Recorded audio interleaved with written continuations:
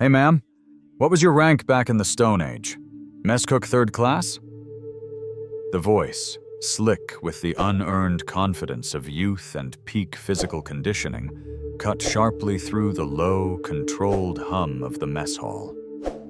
It belonged to Petty Officer Miller, a Navy SEAL whose shoulders seemed to strain the seams of his uniform with sheer muscle mass. He stood with 2 of his teammates, their trays piled high with the kind of high-protein, high-calorie fuel required to forge human weapons. They formed a tight, intimidating triangle around a small, square table where one person sat alone. George Stanton, maybe 47 years old, didn't look up from her chili. She raised a spoonful to her lips with a hand that was steady and unblemished, a stark contrast to the quiet weariness etched around her eyes. She wore a simple, tailored navy blazer over a crisp white blouse. Clothes that looked conspicuously out of place and out of time amidst the digital camouflage and severe navy blue uniforms of the current generation. She chewed slowly, deliberately, her gaze fixed on a point somewhere beyond the far wall of the bustling Naval Amphibious Base Coronado dining facility. Miller smirked at his buddies, who chuckled in appreciation of their leader's wit. "I'm talking to you, ma'am," Miller pressed, his voice louder this time. "This is a military installation. You need a pass to be here. Or did you just wander in from the local spa looking for a free gourmet lunch?" The mess hall, never truly quiet, began to change its atmosphere. The general clamor of 100 separate conversations started to falter. The clatter of forks and knives on ceramic plates grew unnervingly distinct as other ambient sounds faded away. Heads were beginning to turn. This was more than just a young operator being loud. It was a performance, and the solitary woman was the unwilling focal point. George finished her spoonful of chili. She placed the spoon down gently beside her bowl, the metal making no sound against the plastic tray. Her movements were precise, devoid of any wasted energy or haste. She still hadn't made eye contact with the towering SEAL looming over her. This calm, steady refusal to engage seemed only to fuel Miller's arrogance further. Miller leaned in, planting his massive tattooed forearms on the edge of the table, a clear, aggressive invasion of George's personal space. The table, bolted to the floor, remained perfectly still. "Look at me when I'm talking to you." Miller's voice dropped from a mocking tenor to a dangerous low growl. "We maintain standards here. We don't just allow any civilian to stroll in and occupy a secure dining area. So I'm going to ask you again. Who are you, and what are you doing on my base?" The possessive pronoun, "my base," hung in the suddenly heavy air, dense and offensive. Several of the junior sailors at nearby tables shifted uncomfortably in their seats. They knew Miller, and they knew his reputation. A phenomenal operator, a warrior of the highest caliber. But he wore his trident like a crown and treated anyone outside his elite circle with a casual arrogance that bordered on open contempt. George finally lifted her head. Her eyes, a pale, clear blue, seemed to hold a profound, quiet exhaustion. Yet beneath it was something more. A deep stillness, a core of unshakable resolve. It was like looking into the tranquil depth of a well, hinting at immense pressure hidden far below the surface. She looked at Miller's aggressive face, then briefly at the gold seal trident pinned to his chest, and then back to his eyes. She offered no verbal response. "What? You deaf?" one of Miller's teammates chimed in, leaning over his shoulder. "He asked you a question. Let me see some ID," Miller demanded, straightening up. His hand gestured impatiently. This demand for identification was a gross overstep of his authority, and everyone in the room knew it, A petty officer had no right to demand papers from a visitor in a common area.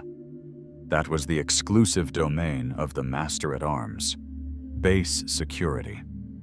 But no one was going to risk openly challenging a SEAL in the middle of the mess hall. The social cost was simply too high. It was far easier to look away, pretend you hadn't heard, or suddenly find one's green beans intensely compelling. George Stanton reached not for a wallet, but for her cup of water. She took a slow, measured sip. The silence immediately surrounding the table was now nearly absolute.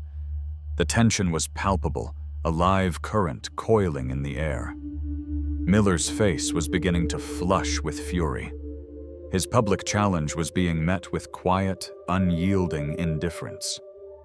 In the rigid hierarchy of military life, such non-response was an intolerable display of disrespect.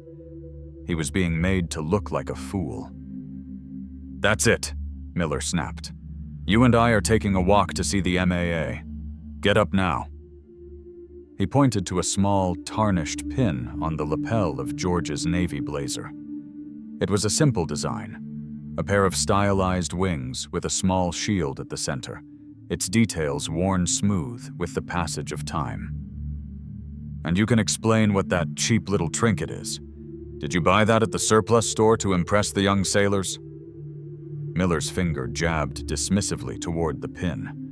The world around George seemed to momentarily recede. The scent of industrial-grade chili and bleach was replaced by the smell of ozone and damp earth. The low murmur of the mess hall transformed into the high-pitched shriek of a diving Zero aircraft, the percussive thud of anti-aircraft fire echoing in her bones. She felt the phantom pressure of a strong hand on her shoulder, a young man's hand, sure and steady. A voice, barely a whisper over the battle's roar, saying, "See you on the other side, Ghost." The memory was a sharp flash, a single frame of film from a lifetime ago. But it felt as real as the table in front of her. The pin on her lapel was not a trinket. It was a promise, a ghost of a memory, for the Ghost of Luzon. She blinked, and the mess hall solidified around her once more. Miller's angry face was now mere inches from her own. Across the large room, working the serving line, was Seaman Apprentice Davis. At 19, Davis was new to the Navy, full of idealistic notions about honor and respect that the reality of daily life was slowly sanding away. He had been watching the hostile exchange with a growing sense of sickness in his gut.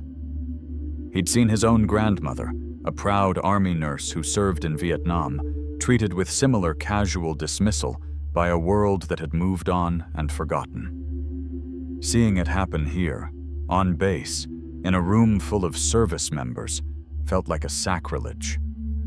He saw the smug looks on the faces of the other SEALs. He saw the averted eyes of the other sailors. He saw Miller's hand move toward the woman's shoulder, an act of aggression that would be a point of no return. Davis knew he couldn't openly intervene. He was a seaman. Miller was a SEAL. Intervening would be career suicide. Yet, doing nothing felt like a betrayal of everything he was supposed to stand for. His eyes darted to the phone mounted on the kitchen wall. An idea, desperate and probably stupid, sparked in his mind. He knew who to call, not the MAA, who would likely side with the operator over the civilian. He needed someone higher, someone who dealt not just in rules, but in history. Wiping his hands on his apron, Davis slipped back from the serving line into the controlled chaos of the main kitchen. No one paid him any attention. He walked quickly to the wall phone, his heart hammering against his ribs. He dialed the extension for the office of the Command Master Chief, a man known throughout the base simply as the Anchor. Master Chief Thorne was a living legend, a man who had forgotten more about naval tradition and history than most scholars ever learned. If anyone would understand, it would be him. The phone was answered on the second ring by a yeoman. "Master Chief's office." "I need to speak with him. It's urgent," Davis said, his voice a low, rushed whisper. He glanced over his shoulder through the service window, seeing Miller now place a hand on George's arm, trying to forcibly pull her to her feet. "He's in a meeting, Seaman. I can take a message." "No, you don't understand," Davis insisted, his voice cracking with stress. "There's a situation in the mess hall. A SEAL Petty Officer Miller is harassing a veteran. He's putting his hands on her." The yeoman's tone became bored and administrative. "File a report with the MAA, Seaman. The Master Chief doesn't handle— The veteran's name is George Stanton," Davis cut in, the words tumbling out. "She's just sitting there, not doing anything. Miller is making a public scene." There was a pause on the other end of the line. A long, profound silence. Davis thought he might have been hung up on. Then he heard a muffled voice, the yeoman saying, "Master Chief, you need to hear this." A new voice came on the line, gravelly and hard as barnacles on a hull. "This is Master Chief Thorne. What did you just say?" "Master Chief," Davis stammered, standing a little straighter, even though no one could see him. "Seaman Davis, galley. Petty Officer Miller is about to drag a woman named George Stanton out of the mess hall." Another silence followed, but this one was different. It was heavy, charged with an energy Davis couldn't comprehend. He heard a sharp scraping sound, like a chair being violently pushed back from a desk. "Son," Master Chief Thorne's voice was dangerously quiet, stripped of all formalities. "You keep your eyes on George Stanton. You do not let her out of your sight. Help is on the way." The line went dead. In the command building a quarter-mile away, Master Chief Thorne stood so abruptly that his coffee cup rattled on its saucer. His face, a roadmap of harsh sun and sea salt, had gone pale. The yeoman stared at him wide-eyed. "Get me the base commander on my private line. Now!" Thorne commanded, his voice a low thunder. He was already grabbing his cover, the insignia of the highest enlisted rank in the Navy gleaming under the fluorescent lights. "And find out if Admiral Hayes is still in his car. His convoy was supposed to be leaving for the airfield 10 minutes ago. Get them on the radio. Tell them to turn around. Tell them it's a matter of operational history." The yeoman, scrambling to comply, didn't understand the words operational history, but he understood the tone. It was the sound of a sleeping giant being prodded with a sharp stick. He had never seen the Master Chief move with such frantic, controlled urgency. It was the kind of energy one expected before a fleet action, not because of a squabble in the chow hall. He fumbled with the phone, his mind racing. Who on earth was George Stanton? Back in the mess hall, Miller's patience had finally evaporated. The woman's serene refusal to be intimidated was a public indictment of his authority. He had gone too far to back down now. He tightened his grip on George's thin arm. "All right, ma'am. That's it. You're done," he snarled, pulling the woman from her chair. "You have the right to remain silent because I really, really want you to. You are a security risk on a secure facility, and you're coming with me for a nice, long chat with people who have ways of making you talk." This was his final, irreversible overreach. He was unofficially arresting a civilian, threatening her, all because of his own wounded pride. The remaining conversations in the hall died completely. The only sound was the hum of the ventilation system. Every eye was now fixed on the scene, a mixture of horror and morbid curiosity on the faces of the onlookers. George rose to her feet, not solely because of the force Miller was applying, but with a slow, weary grace, as if she had simply decided it was time to stand. She looked small and deceptively frail next to the hulking SEAL. It was at that precise moment that the main doors of the mess hall burst open with such force that they banged against the interior walls. The sudden, loud noise made everyone jump. Framed in the doorway stood the base commander, a Navy captain with a chest full of ribbons and an expression of cold fury. Flanking him was Master Chief Thorne, his face a granite mask. Behind them were 2 Marine guards in full dress uniform, their presence so unexpected and formal that it sent a shockwave of confusion through the room. And stepping through the doorway between them, with a quiet, deliberate authority that made the air itself seem to grow heavy, was a man in a crisp white service uniform. On his shoulders were the 3 silver stars of a Vice Admiral. The spectacle was so stunning, so out of context for a Tuesday lunch, that for a moment no one moved. Then a ripple of action spread through the hall. Sailors and officers, seeing the rank, shot to their feet, chairs scraping loudly against the linoleum floor, a wave of bodies snapping to attention. All except for Petty Officer Miller. He was frozen, his hand still clamped on George Stanton's arm, his mouth slightly agape. His brain was struggling to process the scene. The base commander, the Master Chief, an admiral, here, now? It made no sense. The admiral's eyes, sharp and intelligent, swept the room for a fraction of a second before locking onto the small tableau at the center of it all. He ignored the salutes, ignored the commander, ignored everyone. His gaze was fixed on the woman in the navy blazer and the SEAL who was holding her. He began to walk forward. His steps were measured, silent on the polished floor. He moved with an unhurried purpose that was more intimidating than any charge. The base commander and Master Chief Thorne fell in behind him like a Praetorian guard. The entire population of the mess hall held its collective breath. The Admiral stopped directly in front of George's table. His eyes went from George's calm face to Miller's hand on her arm. Miller's grip, which had seemed so powerful moments before, now looked like a desecration. The Admiral's gaze was like a physical weight, and Miller felt a bead of cold sweat trace a path down his spine. He finally, belatedly, let go of George's arm as if it were a hot coal. Then the Admiral did something that shattered the reality of everyone watching.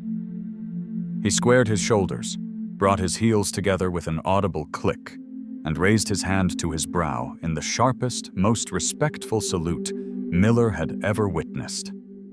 It was a gesture of profound deference, an offering of respect from a 3-star flag officer to a poised, anonymous civilian. "Ms. Stanton," the Admiral's voice was clear, ringing with a respect that bordered on reverence.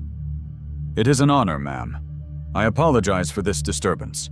We had you on the visitor manifest for the memorial dedication, but my aide didn't inform me you had arrived. Please forgive the lapse." The entire hall was a frozen diorama of disbelief. Ms. Stanton. Ma'am.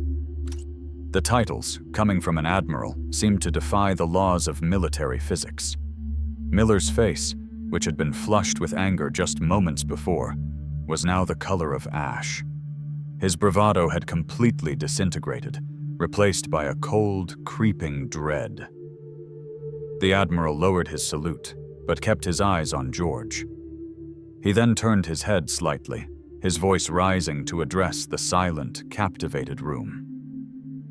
"For those of you who do not know," the Admiral began, his tone now that of a lecturer at the Naval War College, "it would be a good idea for you to remember the woman you see before you. This is George Stanton.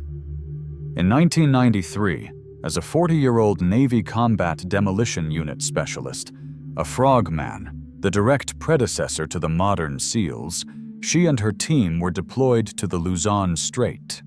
Their mission was to disable enemy listening posts on a series of fortified islands. It was codenamed Operation Nightfall." The Admiral paused, letting the historic weight of his words settle in the room. Miller's eyes were wide with an existential terror. He wasn't just in trouble. He had committed a sin he didn't even know existed.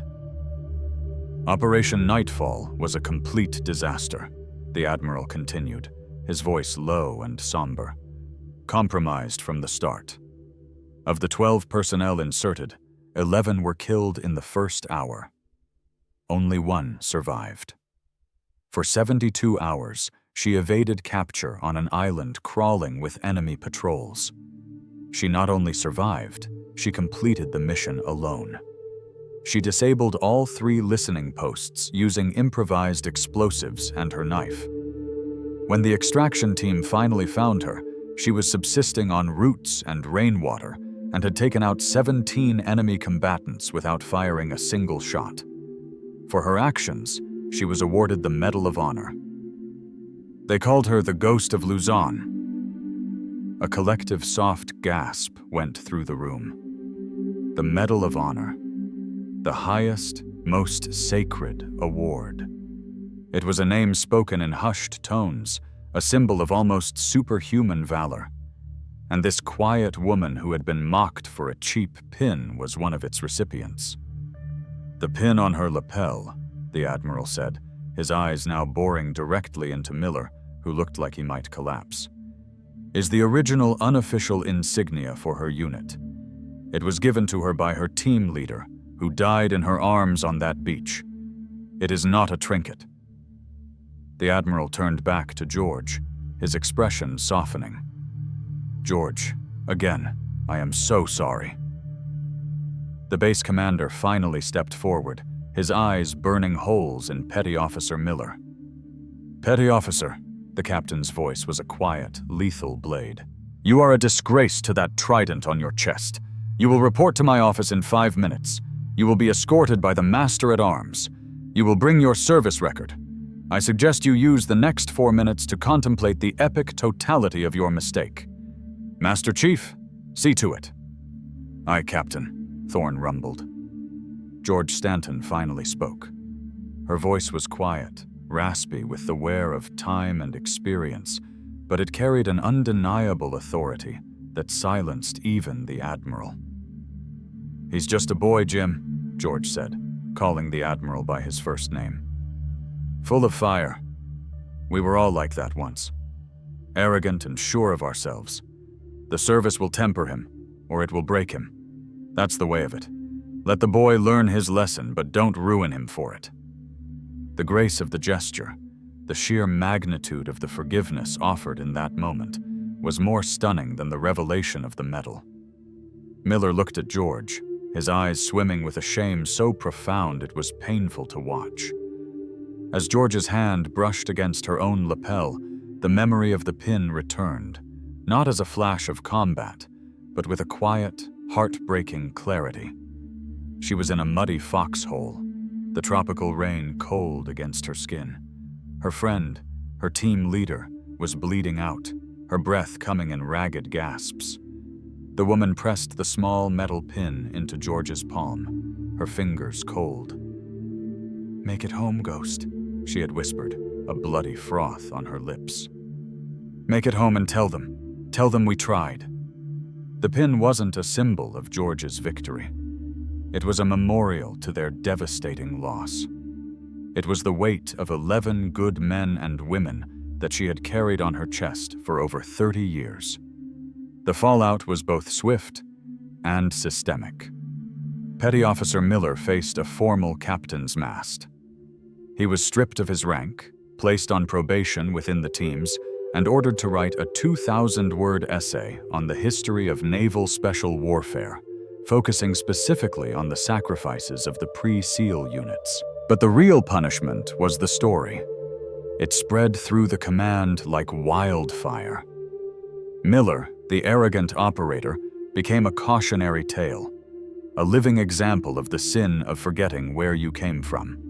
The base commander, at the urging of both the Admiral and Master Chief Thorne, instituted a new mandatory quarterly training for all hands on base, from the greenest seaman to the most senior officer.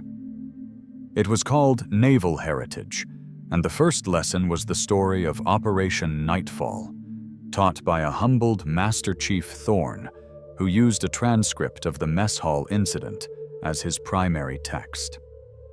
Weeks later, a man in civilian clothes was walking through a park in Coronado. He saw a familiar figure sitting on a bench, throwing small pieces of a sandwich to a flock of seagulls. It was George Stanton. The man, a visibly thinner and more somber Miller, hesitated for a long moment. Every instinct screamed at him to turn and walk away, to hide from the source of his humiliation. But the lesson he was learning was one of courage, not just the kind that involved facing enemy fire. He took a deep breath and approached the bench. He stood a respectful distance away until George looked up. "Ma'am," Miller's voice was quiet, stripped of all its former swagger. I just wanted to say I'm sorry." George looked at him, her pale blue eyes assessing. She saw not the arrogant seal, but the chastened young man standing before her. She simply nodded. "Sit down, son." Miller sat gingerly on the other end of the bench. They sat in silence for a minute, watching the birds. "You have 2 ears and 1 mouth, petty officer," George said, not looking at him. "Use them in that proportion. The quietest person in the room is often the one you should listen to the most. They're listening too, and they're learning." Miller just nodded, unable to speak. He sat there with the quiet hero, the Ghost of Luzon, and for the first time in a very long time, he just listened.